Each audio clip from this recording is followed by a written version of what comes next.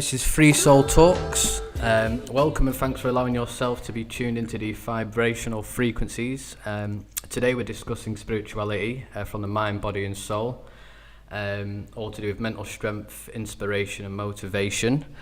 Now I only want to scratch the surface for this podcast. I don't want the listeners to feel it's too complex. I want it to apply to everybody regardless of your journey or life experience. I just want to introduce my guest is Kane. Say hi, hey. Kane. Hi. Chris. Hi. And Devon. Hey. First question, which I'll answer first and then I'd like your answer. Again, I don't want to go too deep, but do you have a belief system and what is it? So, my belief system, what I believe in is the universe and everything's connected together spiritually and its energies. So, karma. As one energy of the universe, having good intentions. Reason why I believe in these powers of the universe, when I look back into my own life up until now through my journey, whenever I did something bad to somebody or I thought of bad things or had bad intentions, usually the outcome carried the same energy. Bad things would happen to me, I'd get nothing good from it. When I carried myself correctly with good intentions and did things not to gain anything back, but just do things for the goodness of my own heart, I seem to get good energy back to myself and things seem to fall in place and work out okay. So once again, my question is, do you have a belief system, something that keeps you going, something you believe in, and what is it? Kane. I have the same belief system as you. I just when I was doing bad things, I just overthinked it, and bad stuff happened to me because of that, in my opinion. Okay. Yeah. Yeah. So karma. Yeah, karma basically. Karma, you could say do good things, you get good things. Do bad things will happen. Cool. What about you, Chris? I'm a strong proponent of karma as well. It's helped me pretty much turn my life around, because I used to make a lot of bad choices when I was younger, and was quite hostile towards people, and a lot of bad things happened to me due to me doing those things, I feel. And when I discovered about karma, because I haven't always known about it, it resonated really well with me, and it changed my mindset into a more positive light. And it led me to change my ways, so I was doing more positive acts, thinking good thoughts instead of the negative thoughts that used to swirl around my head a lot. 'Cause I used to suffer with severe anxiety as well, so I'd very much struggle to talk to people, and if people tried to talk to me, I was quite confrontational to them. But when I found out about karma, I built myself up. I put myself into better situations, surrounded myself with better people. That reflected on me, and I got myself some confidence. And it just led to a lot of good acts. I've turned my life around back at college, education, and with a beautiful woman as well. So staying positive for you is key. Yeah, and I try to support other people now, because I feel like I understand some people's situations, so I try to put some positivity into their lives as well. Cool. And how about you, Devon? I think I agree with what everyone's saying. As you just said, perspective is important, trying to understand people when they're coming from, as well as punishment reward system that the universe seems to be based on. I don't subscribe to any traditional religion, just my own code, I suppose, of just trying to be a good person at any opportunity. Knowing right from wrong. Exactly, yeah. I think we all do know right from wrong, even quote-unquote bad people. They just choose to do otherwise. You have a choice, yeah. You do have a choice, yeah. Nice. My next question to Kane. What inspires you and why? So, do you have any methods? Maybe you might watch something to inspire you, or music, or what generally inspires you to do what you do, live your life how you live your life, to make you happy? Yeah, it might sound a bit cheesy, but I really just try and live my life because I just want to make my family proud. Yeah. So I'm Same trying here. to just work my way up so I can just through life so I can make my family proud. What do you mean work your way up? Like, try and make myself as successful as possible so I can probably give back what they give to me in some ways. And is that what you see yourself? Yeah. Is that what you see success as? Yeah, success. Being able to like achieve things so you can give back to people who've give to you. Yeah. Nice. Basically. Same question to you, Chris. My mum's been inspiration from the background she's come from, and to raise me and my brother as a single mother as well, with the issues that she has and still currently is dealing with. I see her as quite an inspiration. Also, well, like Kane said, my family's my inspiration, but my main inspiration is and will forever be my mum. Yep. So and that beats you on the cheesiness level, mate. I've got to say, I think it does.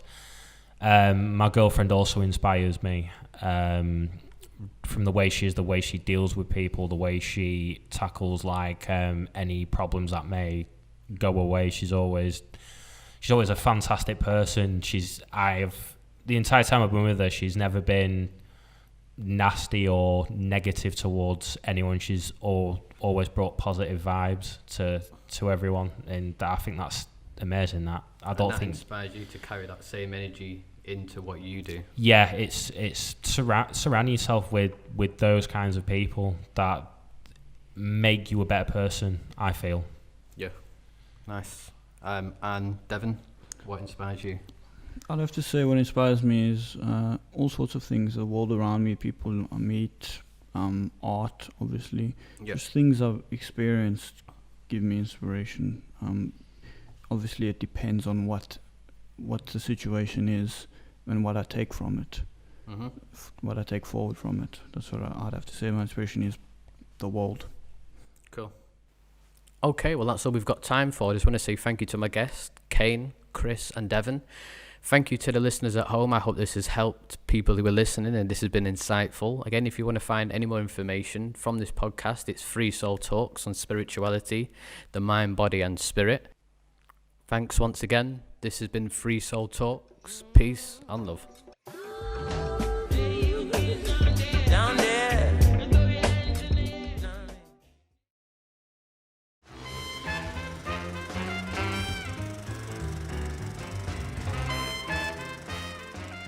Welcome to the Pop Culture Podcast, where today we are looking at reboots. I'm Danny, and we are joined today by Kyle, Nicole, Travis, and Devon. Firstly, Charlie's Angels, a big screen reboot of the hit 70s TV show, has crashed at the US box office with an 8.6 million opening weekend with a budget of 48 million. Director Elizabeth Banks blames the male audience for the failure, saying, "Men will go and see a comic book movie with Wonder Woman or Captain Marvel because that's a male genre." What do you think about this statement? What genre is Charlie's Angels? Action, isn't that a male genre? Apparently so. What is she talking about? It's following a recent trend of female-led reboots of popular franchises such as Ocean's 8 and Ghostbusters. This brings up the question, is it wrong to create products with the sole purpose of fitting a social and politically correct standard? And does this retract from the impact of the product and reduce creative freedom? Well, yes. Just simply yes, it does. If you're just re-releasing something with Ocean's 8 was sick. I mean, let's be fair, Charlie's Angels is pretty crap. The original reboot's really good, and that was a time when people were less woke, and it did so well. So what is she? I still don't know what she's talking about. Maybe she's just blaming others when it's her fault because she's a bad director. Yeah, Ooh, controversial there, Travis. I don't know. I feel like women in action movies, I feel like not a lot of women are into them anymore. I mean, I'm sure there's a lot of women that do like them. When was the first reboot of the girl reboot? Because I think Ghostbusters, out of them three you mentioned, was the first one, wasn't it? Oh God. Well, there's rumours of a female-led Fight Club reboot as well. What do you think about that? Oh God, that's stupid. Don't ever do that, please. You brought up an interesting point about that before, Devon. Well, Fight Club, on its own, the original, is about toxic masculinity. So it's kind of a feminist movie already. It's kind of pointless to make it feminist. Would you like to see new interesting movies featuring strong female leads rather than seeing reboots of popular franchises with an agenda using brand recognition? What do you think about this, Nicole? Possibly would be a good idea because women don't really all have the same role in every movie. It would be good for a woman to have a different role. Yeah, not just like an eyepiece, like an actual main role, without just riding on some nostalgia. Like, make a new story with strong female main leads. Yeah, I agree. Yeah, I can see that. I don't just do it for the purpose of like putting a female in it. Yeah. Just obviously make a good script with like a good female role. Exactly. Like, because if they do it like that, it won't even feel like, oh, it's just selling us toys or selling us our nostalgia. Because like it'll be something new that just happens to have women in it, and we won't even notice it has women in it because it'll just be a good story. It's like Ghostbusters own it when they remade the original movie but just with a female lead. Well, not a female lead, female roles. But I don't understand why. Why did they need to do that? Like they could have just they could have just made a standalone Ghostbusters storyline but with female characters. I think the next Ghostbusters come out looks rather good. It's got the I think granddaughter of the main scientist from Ghostbusters. Reichman. Yeah. It's got and they're like in a house. It looks more like Stranger Things than Ghostbusters, but it looks pretty good. I think it's still cashing in on a trend. It is, but yeah. It's the same as what the other one did. But it's more original than just saying, oh, let's jump on a political bandwagon. To be fair, they were doing something original, an original bandwagon when they started that, changing things to gender bending things. So it kind of was their first thing. They weren't going on a trend, they started a trend. Yeah, I can see that. So, I mean... Are there any upcoming female-led movies you're planning to go see at the cinema? Personally, I'm excited to see Birds of Prey, led by the fantastic actress Margot Robbie. That one looks interesting, seeing them go in a different direction with it. I think it looks... because I didn't really like the Joker. Not the Joker movie, the Joker from Suicide Squad. So they cut... I love Joaquin Phoenix, so... But I didn't like... Jared Leto. He's in Fight Club. He's in American Psycho as well. Well, thank you for that, Devin, but let's continue. That's how his laugh is. That's the Jared Leto one. He's lying with his knives on the ground. Oh yeah, that is what his laugh is like. That's how I thought he was just going off. Yeah, I thought he was just laughing because I said he's in American Psycho. No, that's Jared Leto joke. I really thought that Suicide Squad was such a letdown of a movie. That's just me personally. Yeah, I know a lot of people liked it. It hurts my heart because But Harley I really Quinn. like Will Smith. Nah. You didn't like Margot Robbie? She did a good rendition, but the sexualization of a character to it's just. I mean, she always has been. Have you seen the original comics? She came out first in a cartoon, didn't she? Harley Yeah, Quinn? She was sexualized in that cartoon. She always was though. She always was that thing to Joker.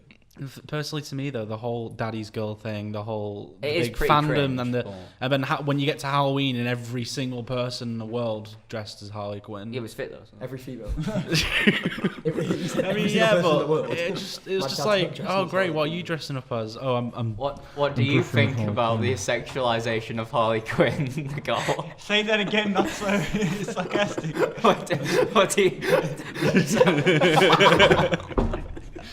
Just trying to get her involved, so just like... What do you think about sexualization of female characters? It just makes a guy want to buy the movie more. Which is true. But Okay, that's low-key facts though. It shouldn't be the reason, but it is, and it's never going to change that it is. Sex sells. On that point, unfortunately, we're going to have to wrap it up. So thanks to today's guests, and thank you to the audience. That's all for today, and see you next time on Popcast.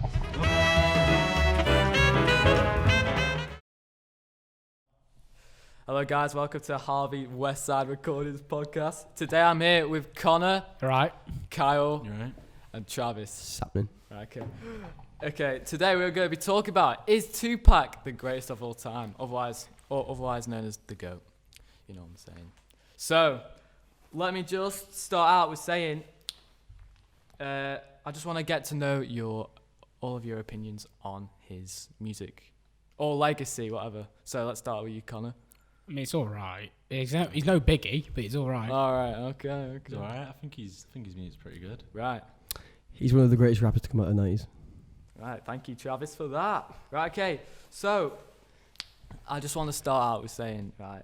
You've already started. Shut up, Connor. Anyway, so basically, sorry, Travis. I'm just used to saying. You can cut this out. Don't I'm worry. just used to saying, shut up, Travis. Right. Okay. Shut so up, I know that his music was okay. It was popular in the 90s, wasn't it? Yeah. And I know that obviously the 90s was like 20 years ago. So do you think that his music's dated? You're also your maths is appalling. It's like 20. No. 30. 20 years ago, it was the year 2000. No, I mean like 1996 time. So like in the mid 90s. So 23 years ago. Oh my. That's 24. Age. Oh my God. Just you know what I mean. Don't Just worry, go. you can cut it out. Yeah. 24 years ago. Oh my. Yeah, ask a question again. Is his music dated now? I mean, Wait. Let me just say something. If you like stutter or something, everyone's talking, just stop and then ask the question again because you can cut it out and just use that bit. oh yeah. Right, so do it again. Is his music dated? I mean, it's very reminiscent of the 90s style, Yeah. which is very different to the Yeah, style of now. Because it's like trap now, isn't it? Yeah, It's iconic, isn't it? Really. Yeah. It's all part of musical history. Yeah. I mean, What do you think? obviously it's dated because it's a long time ago, but like I think people to this day will still listen to Tupac. Yeah, because I think so. Let me just get your opinion why he could be the GOAT. Why he could be the greatest. Well, he's done bits for the Yeah. rap, especially rap Just in particular. But he just has, like- done, are he has done bits. just- not gonna he lie. has done bits. Like Can't- he has yeah, like, yeah. been, like the inspiration for a lot of other rappers. Yes. I get you. Unpopular opinion. I feel like because he died, his music was more popular. No, yeah, That's fair not- enough. that's- That happens with a lot of us. You know, Michael Jackson. Yeah, his music. Let's not talk about Michael Jackson. No, but his music was going down ignorant. when he died. Yeah, but then when he was alive. But when he died, I think that's it due to the started fact go that he up. was a rapist I think we should. I'm maybe- cutting that out. Allegedly. Maybe we should like and paid off allegedly. people. Allegedly, yeah. Maybe you what? should compare it to like Lil Peep or X or No, Juice but WRLD. I actually know the fact that his music went up, so that's why I said it.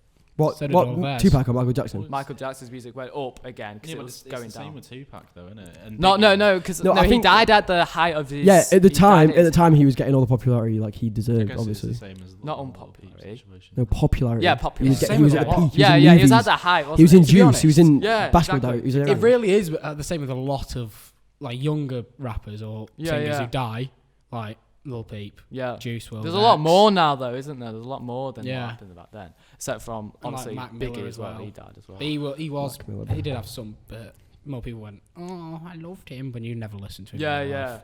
I get you. Right, okay. So, my next... so I just wanted Harvey, to you tell didn't really ask anyone. You just asked Connor. Then. I know, yeah. Wait, what was the question? You've just answered it. No, I didn't. What was it? Is his music dated? Okay. You did answer that. Right. So, in my personal Shut the fuck up, opinion, Devin. why I think he's the GOAT is more for not necessarily his music, but like his messages. So you know, like in his songs. What Thug Life? No, you wait. Do you know what that stands for though? What? It's What? the hate what? you give, Thug Life. Is that so? Basically, if you didn't know, he got that tattooed on him, and everyone's like, "Yo, why have you got that tattooed on it?" But it was like what's the word? Acronym. Yes. Thank you. And it was like the hate you give. Something about like Great facts. No, it's about like kids dying basically. You know, like in say in LA. Do you get what I mean? That's what it basically meant. So that's why he said it. He didn't mean it in like. So you said before, yeah, is Tupac the GOAT? Yeah. Do you think he is? I And think because he- you say now about the kids and stuff, I think Exactly. That's what I mean. The message. That's why I think he's the GOAT. Not necessarily his music, because I think it is pretty dated, like what you guys were saying. But the message still is there. I think it's a valid argument that he is one of the greatest because of Yes. what he did for his city and stuff, and what he put on the map. He put him on the map and stuff. Exactly. He is And like- he invested. But- And he invested in. Yes. He invested in churches around around But also like LA. Yeah, and exactly. that's he's like also a swab accent. like be associated with LA now. Like any like movie you see with like a sweeping shot of LA, a lot Yeah, of them it's- have a California. Exactly. Yeah, logo exactly, over it, yeah, don't Exactly, yeah. So, I just want to say, like, not a lot of rappers ever really. He's in the Rock and Roll Hall of Fame. Have you seen that? Rolling Like, Stones. Yeah, Yeah. exactly. That's just like That tells my you what he opinion, did. That that's legendary. tells you what he did. Yeah, exactly. That's just legendary in its own right for a rapper to do that as well. It's not even. It's rock and roll Hall of Yeah. Fame. It's not even You're in the Hall of Fame rap for the Hall of wrong Fame. genre. You are. I know exactly. But does that not? Yeah, the Rock and Roll I think Hall of Fame. you're, Not just for rock. you're saying that Tupac did that, and yeah, he did, and he's obviously got in the Hall of Fame and stuff. But one other rapper that I think had as like on par with what he did is Nipsey Hussle, because he basically did the same I thing. agree with that. Yeah. He did the same thing, I or even agree with more that. if you say. Yeah, he was like did the more for modern his day Tupac. community. That's another reason. That's another thing as well. When he died, he got more popular. Yeah. Yeah, that's a good point. I agree with that as well. Like, I think Nipsey did more for LA. Yeah, But the But thing he was, he was actually like genuinely. fair, he though, was he born was- there. He was born there, and as he well. was older when he And died. To a lot of like time Nipsey was alive, he did do a lot of it under the radar because not a lot of people knew him when he died. Yeah, even though when he was alive, he was considered still a legend because of what he's done. Yeah. But all the stuff that he was like investing in, like his street and stuff. And, Yeah, like, no he one really renamed the knew street about and it all though, that. did no, they? Yeah, no, he didn't get like recognition for it. Exactly. Yeah, he did a lot of it under the Yeah. radar. So, thank you guys for coming along. Do you get me? And yeah, peace out, Thank you. boys. Boys.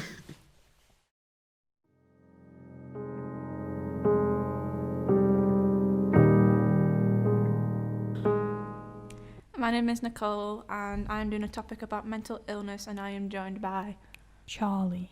Devon. Aaron. Explaining my depression to my mother, a conversation.